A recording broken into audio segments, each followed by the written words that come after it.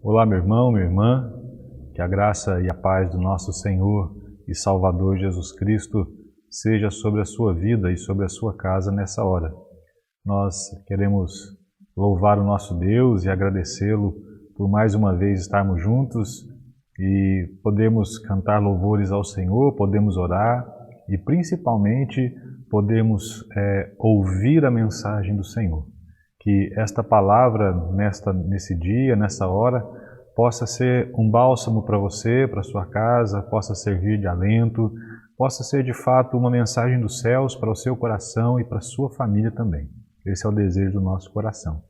E começando então esse momento de culto, de celebração ao nosso Deus, eu queria convidá-lo a fechar os teus olhos e a gente orar ao nosso Deus, pedindo assim ao Senhor a direção sobre esse momento que teremos. Vamos orar então. Pai, nós te agradecemos, ó Deus, por esse tempo maravilhoso que o Senhor nos concede. Nós sabemos que o Senhor está no controle de todas as coisas e que absolutamente nada sai do governo do Senhor, do controle do Senhor.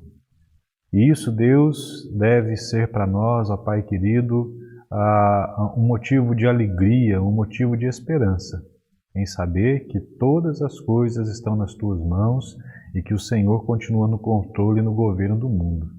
Nesta hora nós pedimos a Ti que, nesse momento onde vamos cultuar ao Senhor, através de canções, de orações, mas principalmente da Tua Palavra, que o Espírito Santo do Senhor, ó Deus, possa agir no nosso coração e na nossa mente, nos dando entendimento, nos dando compreensão, clareza da Tua Palavra e principalmente o discernimento para perceber que a nossa vida precisa da Tua Palavra. Edifica-nos, ó Deus, edifica esse meu querido irmão, essa minha querida irmã que nos ouve nessa hora. Que a Tua Palavra seja, ó Deus, abençoadora na vida deles, ó Deus. Mas também que tudo aquilo que viemos a fazer aqui, as nossas orações, o nosso louvor, também seja aceitável para Ti diante do Senhor. Assim nós oramos, agradecidos ao Senhor por esse tempo maravilhoso. E é no nome de Cristo que nós oramos. Amém, Senhor.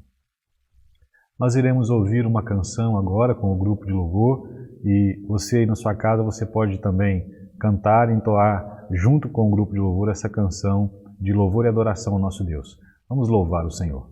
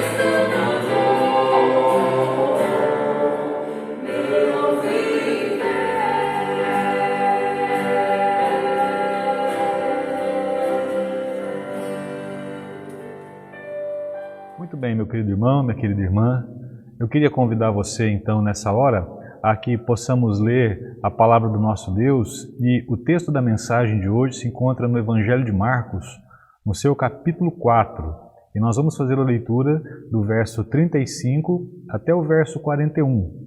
Esse texto fala a respeito de um momento que você já deve ter ouvido essa história, onde Jesus está no barco com os discípulos e ele então acalma uma tempestade. Então nós vamos fazer a leitura desse texto, o texto vai ser projetado aí para que você possa acompanhar junto comigo a leitura deste texto. A palavra de Deus nos diz assim: Naquele dia, sendo já tarde, Jesus disse aos discípulos: Vamos passar para outra margem. E eles, despedindo a multidão, o levaram assim como estava, no barco, e outros barcos o seguiam. Ora, levantou-se grande temporal de vento e as ondas se arremessavam contra o barco, de modo que o mesmo já estava se enchendo de água. E Jesus estava na polpa, dormindo sobre o travesseiro. Os discípulos o acordaram e lhe disseram: Mestre, o Senhor não se importa que pereçamos? E ele, despertando, repreendeu o vento e disse ao mar: Acalme-se, fique quieto. O vento se aquietou e tudo ficou bem calmo. Então Jesus lhes perguntou: Por que vocês são tão medrosos? Como é que ainda não têm fé? E eles, possuídos de grande temor, diziam uns aos outros: Quem é este que até os ventos e o mar lhe obedecem? Nós estamos vivendo tempos bem conturbados. Diante dessa pandemia que a gente está vivendo, misturada com crise política, as pessoas sempre estão perguntando, ou me perguntam: Pastor, quando é que isso vai passar? Quando é que, quantos ainda vão morrer diante de tudo isso? Quando as nossas incertezas, quando que essas inseguranças que nós estamos vivendo, esses temores que essa pandemia trouxe e agregou junto com os problemas que a gente já está vivendo no nosso país, quando é que isso tudo vai passar? A minha resposta para você e a minha resposta a essas perguntas, ela é muito simples. Infelizmente, eu não sei. Não tem como a gente prever quando essas coisas vão passar.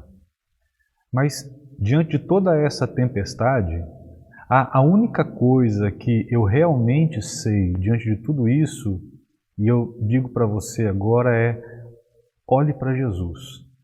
Essa é a melhor decisão que você pode ter diante dessa circunstância que nós estamos vivendo. É exatamente isso que o texto nos mostra. Jesus teve um dia muito cheio. Aquele dia foi um dia de muito trabalho para Jesus. Ele teve um embate com os escribas, e aí você vê isso já a partir, no finalzinho, aí no capítulo 3, começo do capítulo 4. Ele teve algumas dificuldades ali com a sua família. E por fim, Jesus termina o seu dia ensinando a multidão a respeito das parábolas, a parábola do semeador. Depois ele vai falar uma outra série de parábolas, mas tudo isso para falar a respeito do reino de Deus. E ele vai terminando o seu dia conversando particularmente com os discípulos sobre essas parábolas, o que isso significa, e para que eles pudessem entender de maneira bem clara a respeito do que Jesus estava tratando sobre o reino de Deus. Ao final desse dia cheio, então, Jesus chama os seus discípulos para que eles pudessem passar para o outro lado do mar, né, do mar da Galileia, para que eles tivessem um tempo de descanso ali, já era final de dia. E na travessia daquele grande lago, porque o mar da Galileia ele é um lago de águas doces, ele é um lago bem grande, ele tem 21 metros, aproximadamente 21 metros 21 quilômetros de comprimento por 14 quilômetros de largura. Né? Então, por isso ele é considerado como um mar para aquelas pessoas ali. E quando eles estavam fazendo a travessia desse lago, desse mar, uma tempestade violentíssima pega a todos eles de surpresa. Os ventos gelados que descem do Monte Hermon, né? que é o extremo norte do mar da Galileia. Então, o topo do Monte Hermon, ele tem o ano todo ele tem gelo e aquelas geleiras vão se derretendo. E então esse vento gelado que vem dali, encurralado por esse canal de montanhas que o mar da Galileia se encontra, se chocam esse vento gelado com esse ar quente que fica na superfície do mar ali, desse lago, então produz inesperadas tempestades, violentas tempestades, e que isso vem provocando ondas altíssimas. E é isso que apanha Jesus e os discípulos de surpresa. E quando a gente olha para esse texto e para essa situação, ela revela muito sobre a fé e a confiança dos discípulos em Deus, mas principalmente ela revela verdades sobre Jesus Cristo, que são extremamente importantes para a minha vida e para a sua vida, principalmente nos tempos de tempestades, de tribulações e nesses momentos que nós estamos vivendo. Então, pensando nisso, eu gostaria de meditar com você no seguinte tema para essa mensagem. Olhe para Jesus quando a tempestade chegar. Olhe para Jesus quando a tempestade chegar. E o primeiro ponto que eu queria destacar dessa lição, desse texto, é que eu devo olhar para Jesus quando a tempestade chegar, porque a confiança de Jesus ela é inalterável. Versos 37 e 38 nos diz assim: de repente começou a soprar um vento muito forte, e as ondas arrebentavam com tanta força em cima do barco que ele já estava ficando cheio de água. E Jesus estava na popa, com a cabeça apoiada no encosto, dormindo. Os discípulos o acordaram e lhe disseram: Mestre, nós vamos morrer. O senhor não se importa com isso? Depois de um dia extenuante, de um dia cheio de atividades, Jesus convida esses homens para passar para o outro lado, porque precisavam descansar. E então, deixando a multidão para trás, eles levam consigo a Jesus dentro de um barco, e o texto diz que é da maneira que Jesus estava. E qual a maneira que Jesus estava? Jesus estava cansado, Jesus estava exausto, Jesus estava exaurido, necessitando dormir, necessitando descansar um pouco. Lucas, que é um texto paralelo a esse, diz que ao partirem Jesus adormeceu. Jesus estava muito cansado naquele dia. E a uma determinada altura dessa viagem, dessa travessia, uma furiosa tempestade se levanta contra eles. A palavra usada aqui para descrever essa tempestade não é um vento qualquer, mas ela descreve como que um furacão, uma violentíssima tempestade que se levanta dando a ideia de um furacão. Esse é o contexto, essa é a situação que esses discípulos e Jesus naquele barco então enfrentam. Os ventos sopram, as ondas arrebatam, ou arrebentam contra o casco daquele barco, começa a ficar cheio d'água, mas o texto diz que ele estava na popa, com a cabeça apoiada no encosto, dormindo. A ideia que esse texto quer trazer para a gente, de dormir, por isso ele está no final da frase, é justamente para criar um contraste marcante entre aquilo que estava acontecendo da tempestade e Jesus ali descansando. O texto diz que ele estava dormindo. Esse particípio mostra para a gente uma ideia de que Jesus estava pacificamente dormindo.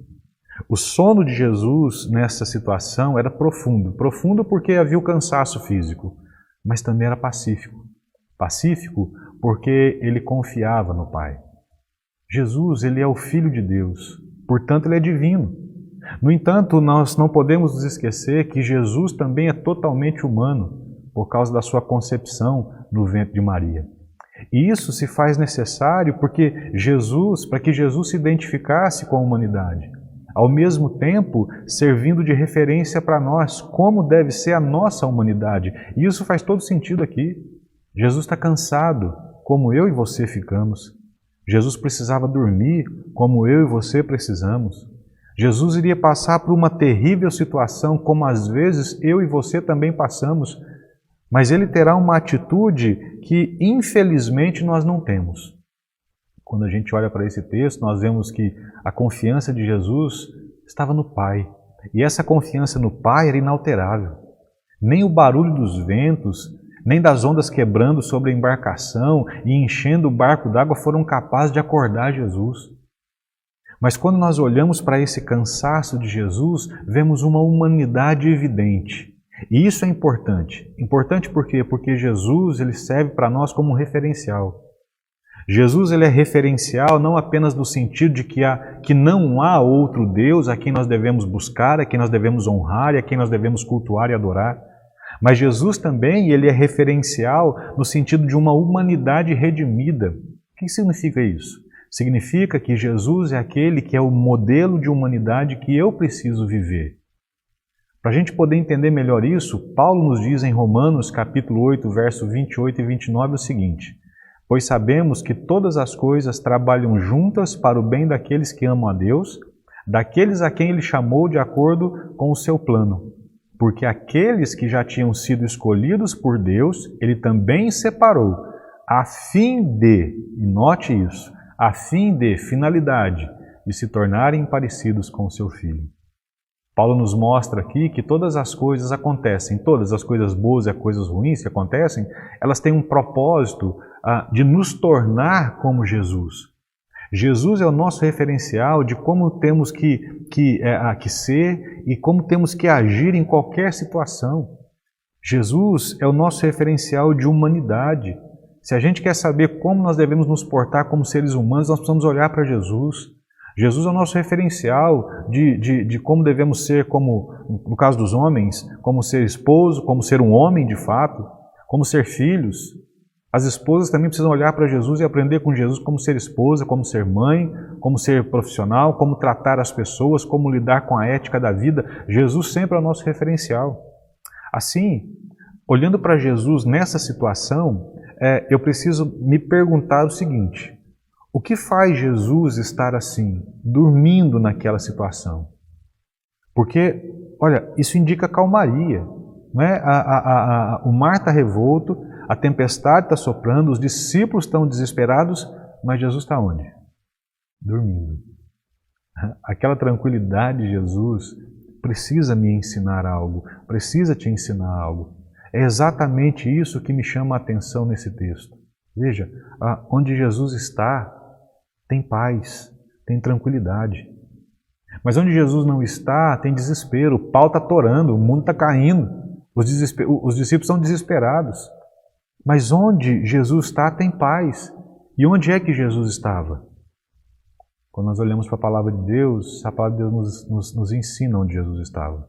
Jesus estava no Pai. Jesus sempre descansou na segurança do Pai. Jesus sabia que enquanto não for a sua hora de agir, o Pai está agindo.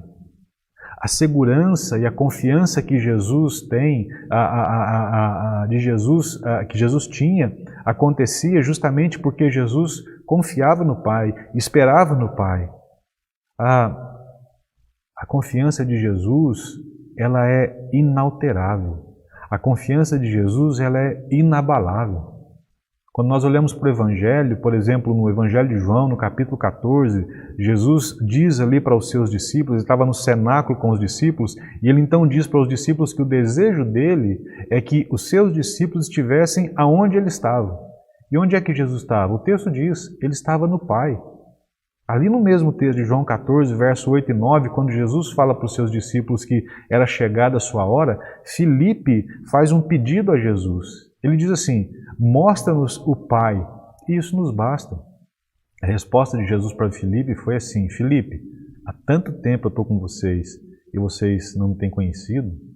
Veja, Jesus não está só falando da sua divindade, mas Jesus também está falando da sua unicidade, da sua unidade com o Pai. Em João 15, Jesus fala sobre a videira e os ramos.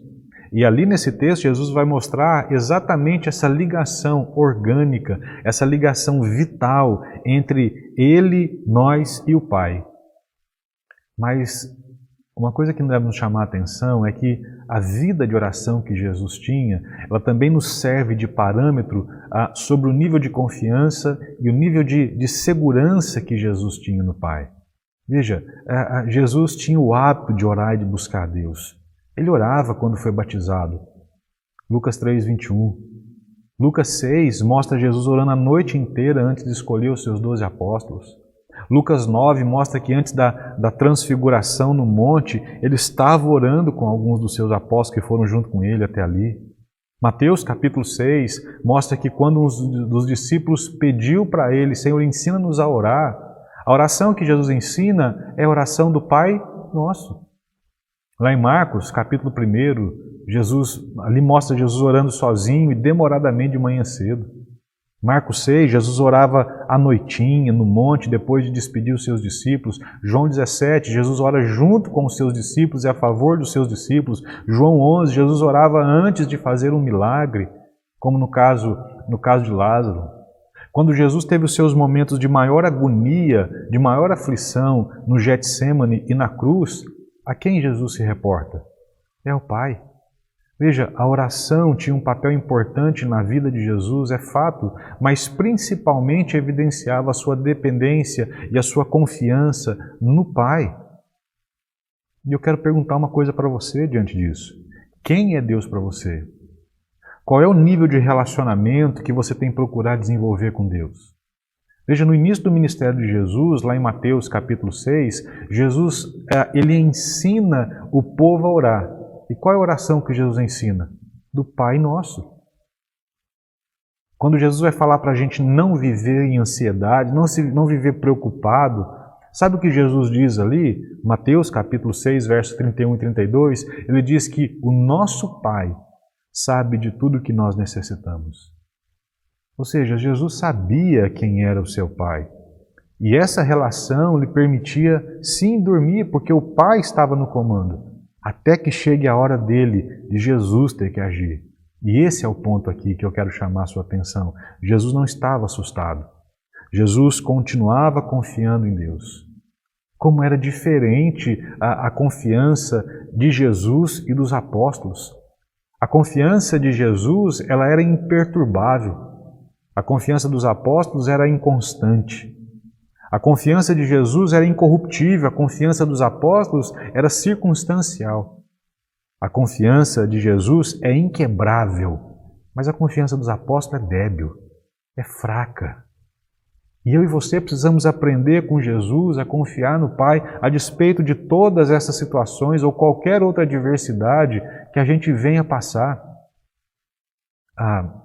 O Salmo 53, verso 6 nos diz assim: quando eu estiver com medo, confiarei em Ti. É isso que nós aprendemos com Jesus nesse momento. Olhar para Jesus quando a tempestade chegar, porque a confiança de Jesus, ela é inalterável. E isso nos leva para o segundo ponto desse texto. Por que eu devo olhar para Jesus em tempos de tempestades? Em segundo lugar, porque o poder de Jesus é inigualável.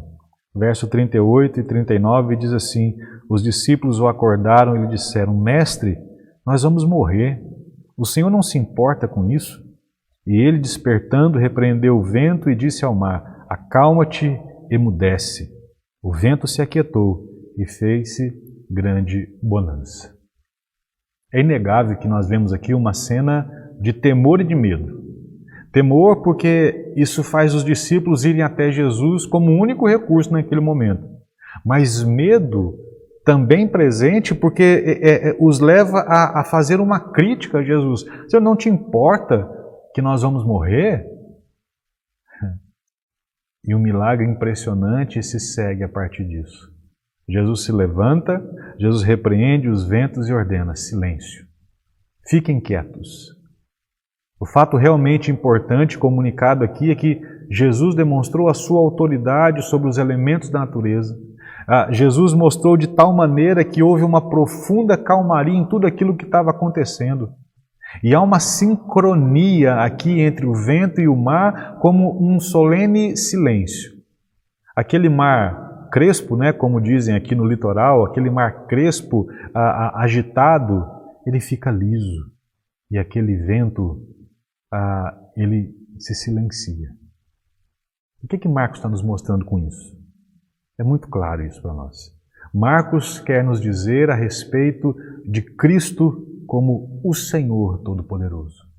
Marcos quer mostrar com isso que Jesus é aquele que confia no Pai, e a confiança no Pai jamais pode ser abalada, mas quer mostrar que o Senhor tem um poder inigualável, porque Ele é o Senhor Todo-Poderoso. O reverendo Hernandes Dias Lopes, falando a respeito das tempestades, né, como exemplo para as tempestades que nós enfrentamos, ele diz que existem tempestades de três tipos na nossa vida: as inevitáveis, as imprevisíveis e as inadministráveis. Irmãos, é fato que as tempestades chegam para todos, por isso elas são inevitáveis.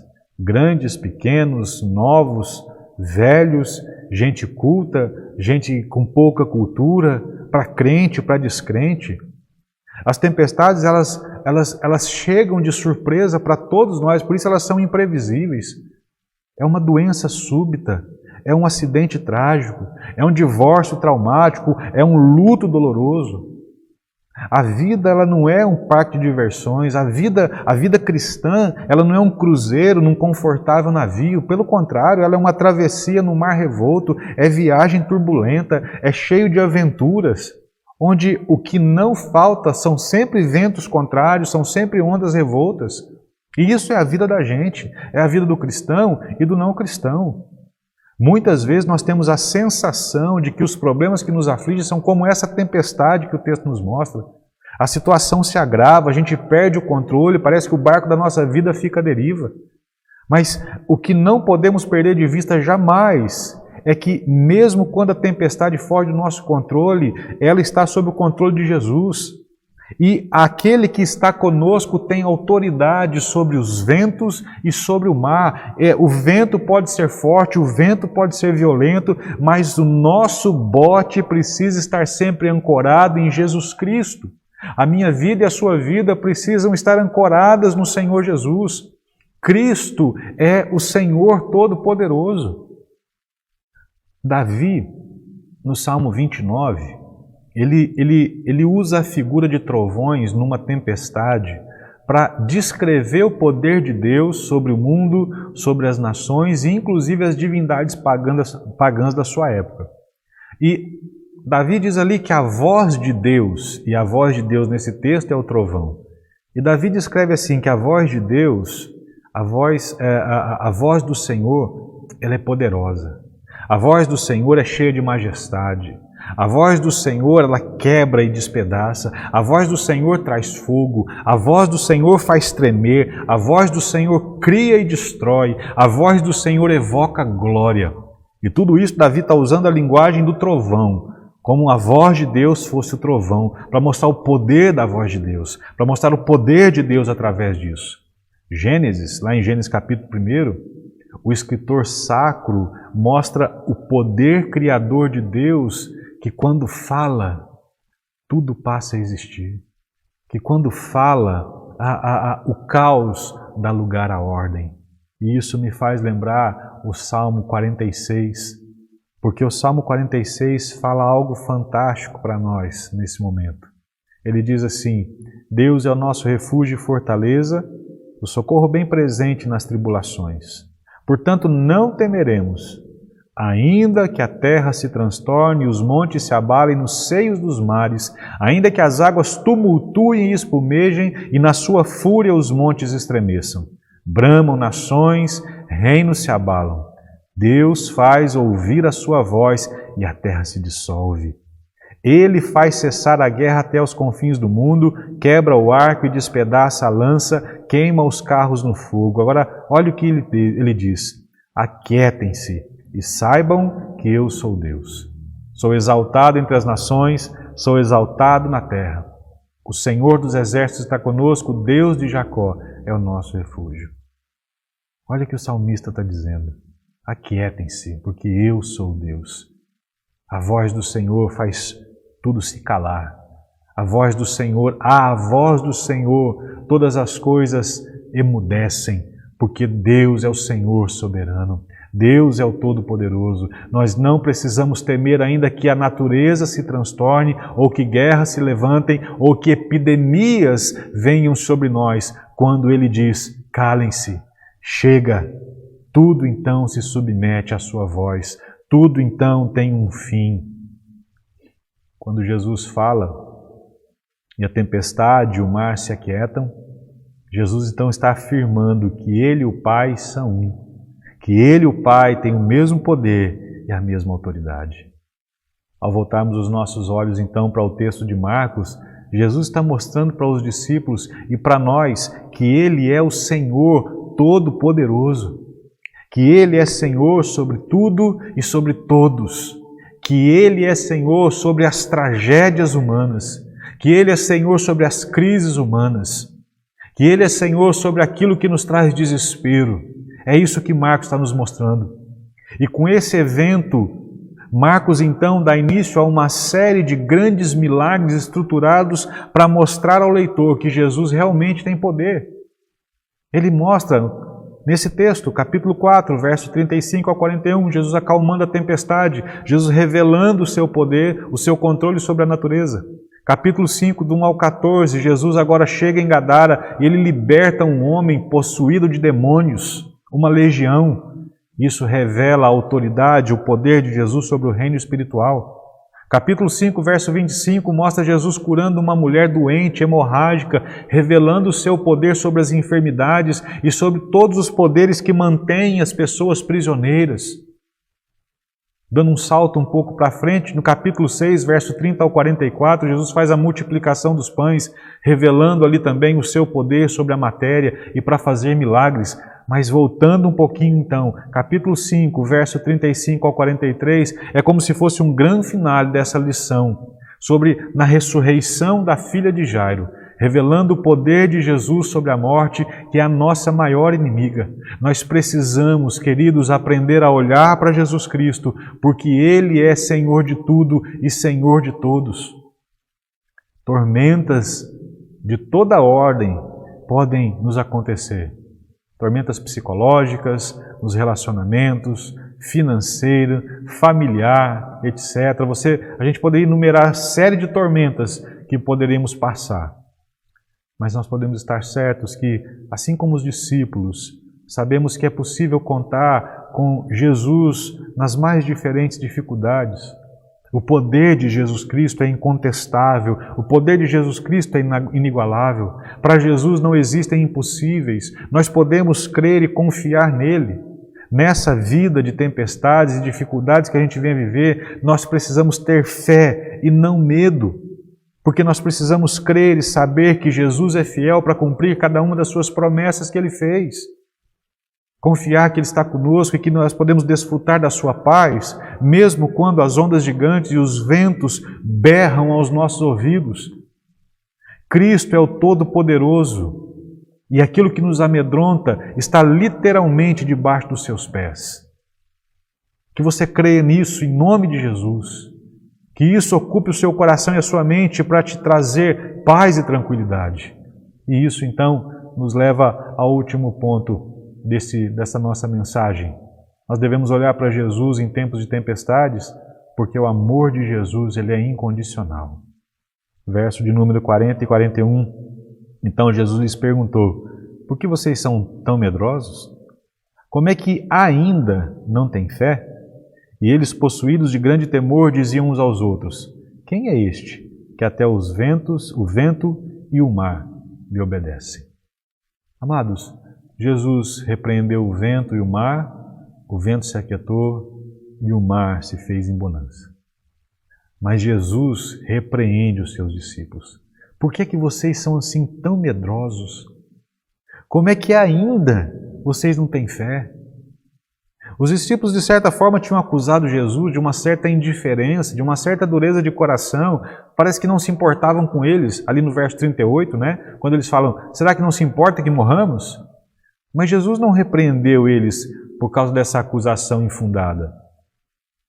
Os discípulos que estavam assombrados antes pela tempestade, agora continuam assombrados, cheios de medo por causa da presença daquele que poderosamente acalmou aquela tormenta. Eles ficaram cheios de assombro. Certamente os discípulos começaram a perceber, Jesus é maior, Jesus é muito maior do que eles imaginavam que de fato Jesus seria.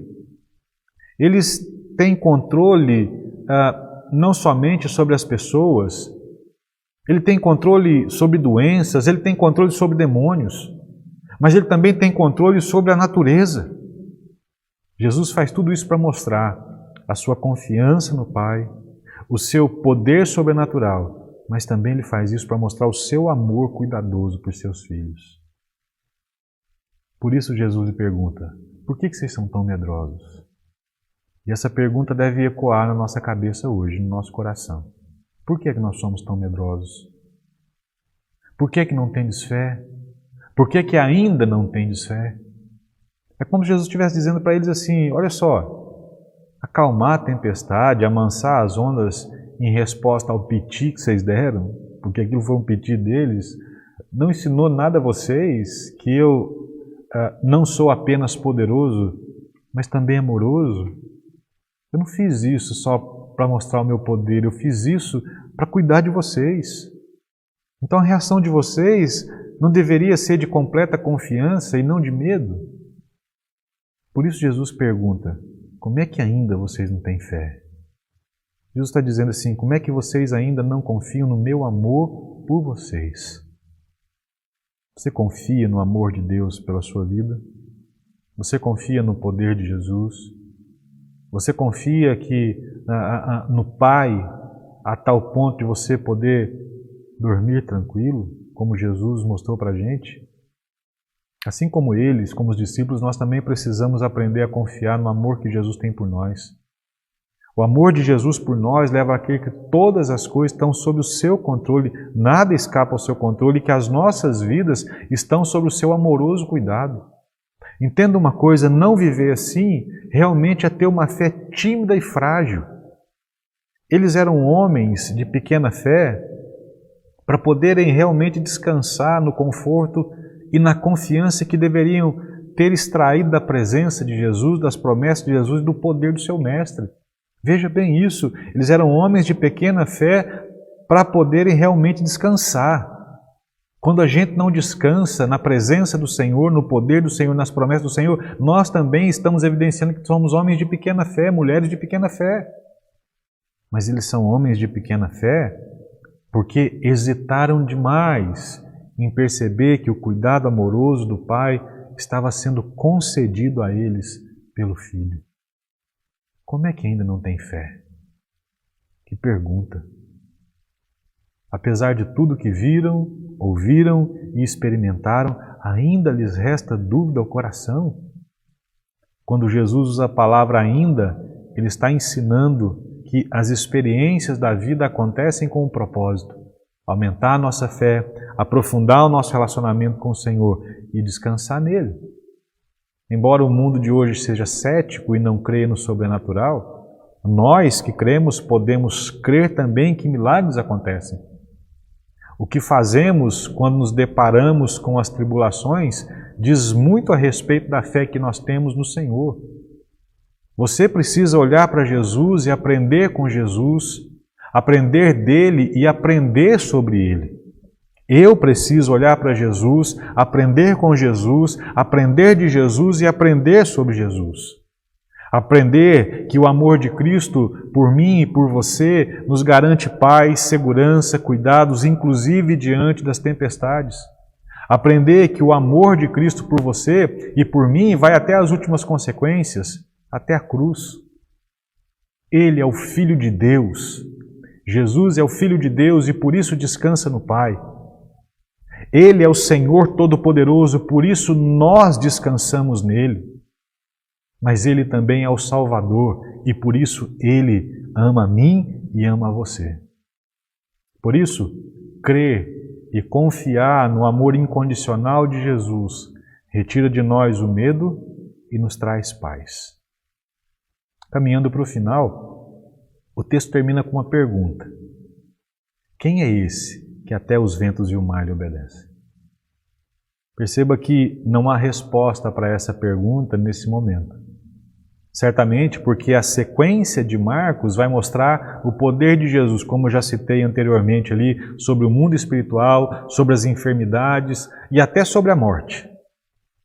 E cada uma dessas demonstrações de poder mostram quem é Jesus e como o seu amor é demonstrado na vida daqueles a quem o seu poder se manifesta. Porque todas as manifestações de poder que Marcos vai narrar daí para frente mostram o poder de Jesus agindo na vida das pessoas para o bem delas. Portanto, a narrativa termina focando a atenção na pessoa de Jesus Cristo, de tal modo que quem possa ler possa dar a sua própria resposta a essa pergunta e confessar a sua fé. Concluindo, eu pergunto então para você, quem é Jesus para você? Como é que você tem olhado para Jesus Cristo? O melhor lugar para se estar numa tempestade é perto de Jesus. O melhor lugar para se olhar quando estivermos numa tempestade é em Jesus. Portanto, especialmente nesses tempos de tempestade nas nossas vidas, nós somos convidados a olhar para Jesus e primeiro perceber que, assim como Ele confia seguramente no Pai, nós também devemos descansar confiados nele.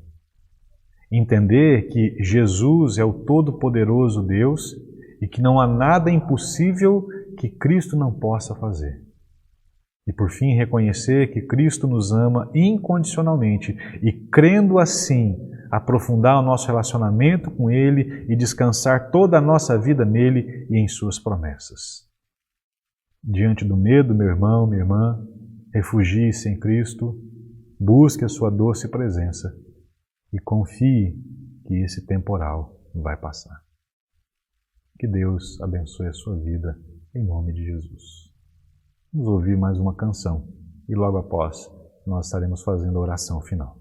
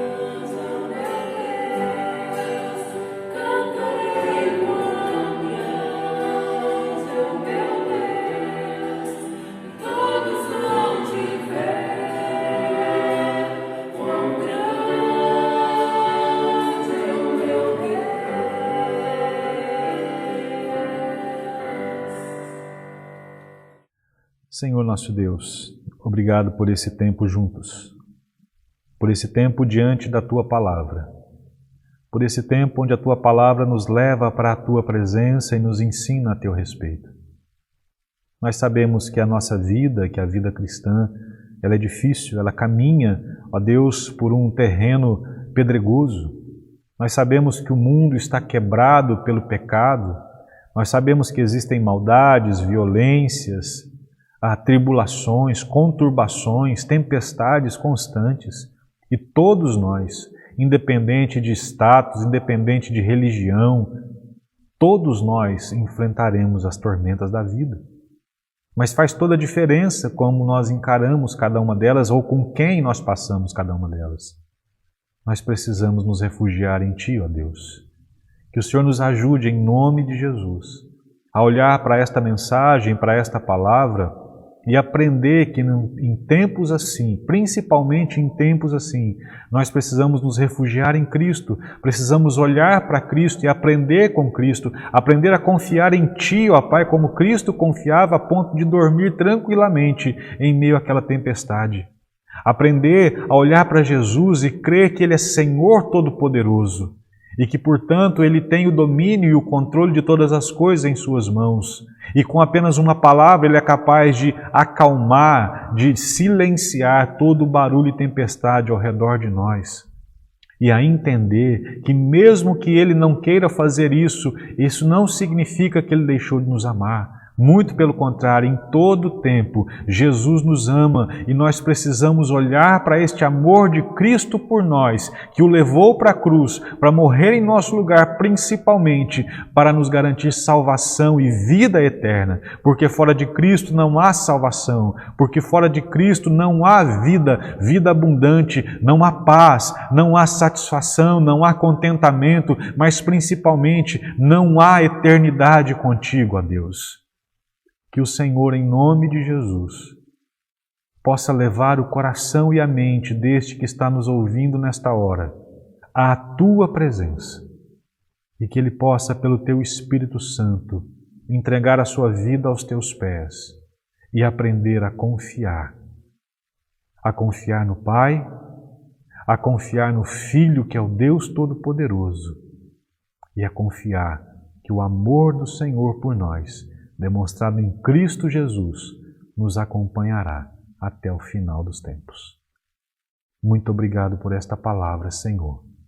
Que o Senhor fale ao coração do Teu povo. Em nome de Jesus e para a Tua glória.